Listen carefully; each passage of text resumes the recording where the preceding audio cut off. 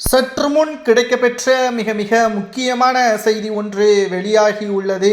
உதயநிதி ஸ்டாலினை சிறையில் அடைப்பதற்கு அனைத்து ஏற்பாடுகளும் செய்யப்பட்டு வருகிறது.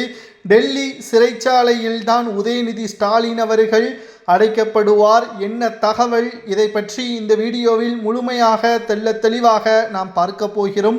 டெல்லி முதல்வர் அரவிந்த் கெஜ்ரிவால் அவர்கள் எப்படி மதுபான ஊழல் வழக்கில் சிறைக்கு சென்றாரோ, அதேபோல் தமிழக துணை முதல்வராக இருக்கக்கூடிய உதயநிதி ஸ்டாலின் மீதும் மதுபான முறைகேடு வழக்கு பதிவு செய்யப்பட்டு விசாரணையும் நடத்தப்பட்டு வருகிறது.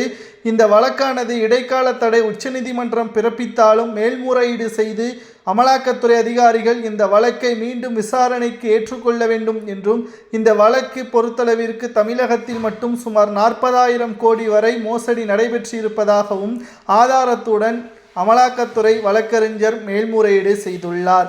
இந்த வழக்கை விசாரணை செய்வதற்கு அனுமதி அளிக்கும் பட்சத்தில் முதலில் செந்தில் பாலாஜி, இரண்டாவதாக திமுகவின் மிக முக்கியமான எம்பி ஜெகத் ரட்சகன், அடுத்து உதயநிதி இவர்களது பெயர் இடம்பெறும் என்றும், உதயநிதி அவர்களை விசாரணை செய்வதற்கு டெல்லிக்கு அழைத்து செல்வார்கள். தேர்தல் நேரம் என்ற காரணத்தினால் உதயநிதி அவர்களுக்கு மிகப்பெரிய ஒரு சிக்கலும் இது ஏற்படும்.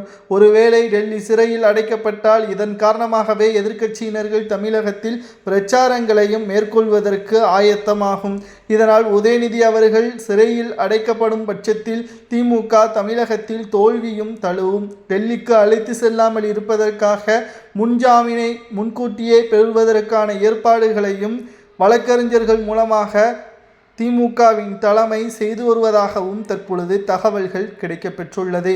கடந்த 4 ஆண்டுகளில் திமுக செய்த மிக மோசமான ஊழல் என்றால் அதில் முதலாவது இடத்தில் இருப்பது டாஸ்மாக் முறைகேடு வழக்குதான். தமிழகத்தில் டாஸ்மாகே வேண்டாம் என்று போராட்டம் நடத்தியது திமுக.